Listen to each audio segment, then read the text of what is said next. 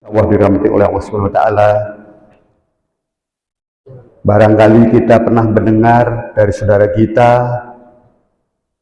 baik itu melalui kajian-kajian dari narasumber tentang pernyataan ikhlas. Ikhlas, yaitu dengan pernyataan ikhlas, ini memang tidak mudah untuk menjalani ikhlas, untuk melaksanakan. Kadang ada beberapa sandungan-sandungan dan permasalahan-permasalahan yang menjadikan orang itu tidak bisa menjalankan keikhlasan, atau ada hal-hal yang berpengaruh yang menimpa pada diri kita. Maka dengan itu Al-Quran banyak menukil tentang hal ikhlas. Ikhlas menurut syari, yaitu membetulkan niat, yakni melaksanakan perintah Allah Azza wa Jalla untuk mencari keridhaan Allah semata. Di dalam surat Al-Baqarah ayat 112, 112, bahkan barang siapa yang menyerahkan diri kepada Allah sedang ia berbuat kebajikan, maka baginya pahala di sisi Tuhannya, dan tidak ada kekhawatiran terhadap mereka, dan tidak pula mereka bersedih hati. Kalau mau mengambil ayat tersebut dan menyimpulkan bahwa ikhlas merupakan hal yang terpenting, memang tidak mudah Bapak Ibu sekalian untuk mencari ikhlas. Mewujudkan rasa ikhlas kepada Allah ini memang tidak mudah. Harus melalui tahapan-tahapan, melalui proses di mana kita harus bertawakul ilmi, mencari keridhaan dan mengkaji tentang keikhlasan. Kadang kita pernah mendengar, wah ibadah ini harus ikhlas, melaksanakan ibadah, sholat itu harus ikhlas. Memang iya, seperti itu. Akan tetapi kita banyak tergoda dengan sandungan-sandungan kecil maupun permasalahan. Memang tidak mudah. Akan tetapi kita memohon kepada Allah untuk berusaha semaksimal mungkin agar hati kita menjadi ikhlas. Seperti contoh kecil, barangkali kita dalam melaksanakan ibadah, sholat maupun dimanapun berada, ada semacam kotak itu dengan keliling. Di dalam saku kita terdapat kocek, yaitu beberapa lembaran uang merah, uang biru, dan uang hijau, yaitu 20.000. Akan tetapi kita timbul di benak, nanti kalau saya ada kotak keliling kas, saya akan memasukkan barangkali ada recehan, barangkali 5.000, 10.000 akan bisa saya masukkan. Ternyata setelah di bahasa Jawa diincen di saku kita, terdapat ratusan ribu, 50.000, dan 20.000. Mau mengeluarkan sejumlah nominal yang dari rumah kita awal mempunyai gagasan gambaran bahwa nanti kalau ada recehan akan saya masukkan, tidak jadi. Padahal beberapa lembaran di saku kita itu banyak. Tak incen koran 5.000, kok nggak ada 10.000, nggak jadi. Yang ada 20, 50, 100. Menumbuhkan rasa ikhlas seperti itu, seperti contoh kecil, sulit sekali. Kalau kita tidak niati dengan bismillah, dengan nama Allah, bahwa ini saya beramal karena semata-mata ikhlas karena Allah. Mungkin terjadi pada diri kita, mungkin saya juga seperti itu, barangkali, tapi kita akan menepis dan mengantisipasi supaya kita menjadi orang yang ikhlas. Ini perlu. Baik itu ibadah apapun yang kita laksanakan hanya semata tertuju pada Allah SWT. Memang tidak mudah, sulit untuk menciptakan keikhlasan kita dari segala hal.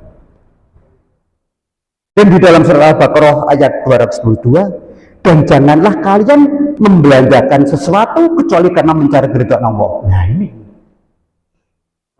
melaksanakan amalan, ibadah, bersedekah, itu aja tidak bisa dengan diiringi, saya ripuh dengan orang itu, saya nggak enak kalau saya nggak mau bersedekah. Rasa keikhlasan hilang. Tapi kalau kita semata-mata ini saya beramal, saya bersedekah, semata-mata ini perintah Allah. Dan saya kalau beramal ini saya akan mendapat pahala. Di hati kita ada seperti itu aja. Ora enak aku nek ora salat id aku ora enak risi mbek tembok. Rikuh dengan teman saya tidak melaksanakan puasa. Wah, banyak saudara kita melaksanakan puasa, saya enggak saya enggak enak. Rikuh saya kalau saya enggak puasa. Bentuk keikhlasan yang tertanam pada diri kita ini sulit untuk dilaksanakan. Kalau kita tidak semata-mata hanya bahwa ini perintah Allah gitu aja. Kita dasari seperti itu. Nanti kita akan tumbuh kembang menciptakan iklim ikhlas itu. Hanya semata mencari keridhaan Allah SWT. Dan barang siapa menghendaki pahala dunia, niscaya kami akan berikan kepadanya pahala dunia. Dan barang siapa menghendaki pahala akhirat, kami berikan pula kepadanya pahala akhirat itu. Dan kami akan memberi balasan kepada orang-orang yang bersyukur. Di Quran surat Al-Imran ayat 145. Nek jenengan sami niku gadah krentek, gadah ide gagasan memberikan sedekah karena perasaan rikuh, sungkan, perkewo, ya ini hasilnya dunia aja. Kita bekerja ya untuk gaji gitu. Lalu nilai-nilainya pahala bahwa saya itu bekerja untuk menghidupi keluarga, untuk menghidupi saudara, dan ini merupakan perintah Allah. Ya hasilnya kita memang diberikan rezeki berlimpah, tapi nilai-nilai pahalanya nggak ada, karena nggak didasari nilai ibadah. Aku kerja atau nggak kerja, aku kudu nek bojoku toh, kan begitu. Saya rikuh dengan tetangga atau ngaku nganggur, aku kerja. Bentuk keikhlasan di dalam hati yang disarankan, yang dianjurkan oleh Allah ini tidak tersentuh. Ini perwujudan dari rasa ikhlas.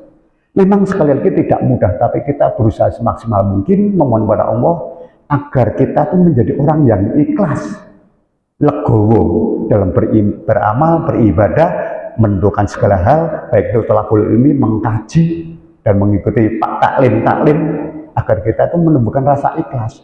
Pokoknya didasari rasa ikhlas kita kepada Allah, bahwa saya ibadah ini perintah dari Allah SWT, gitu aja.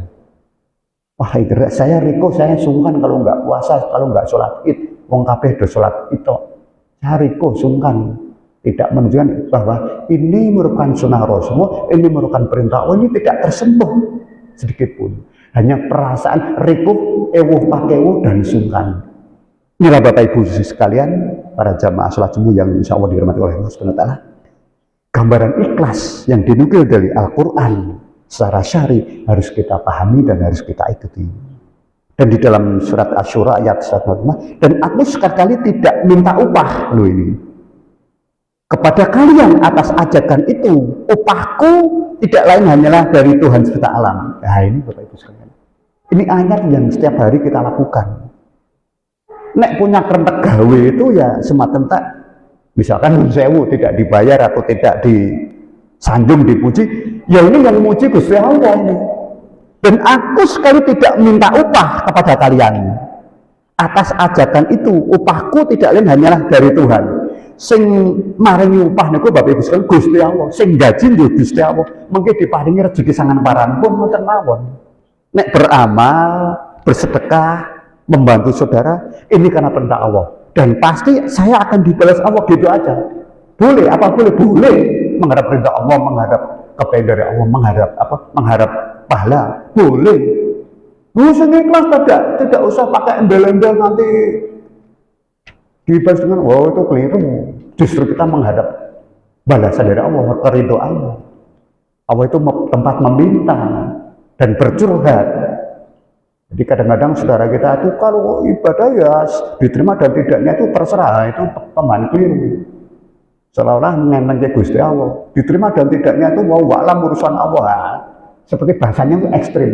Kita mohon kepada Allah agar doa kita itu diterima begitu. Atau ini astajib lakum, berdoa kepadaku, misalnya aku akan mengabulkan ini. Ayatnya di sini Bapak Ibu sekalian.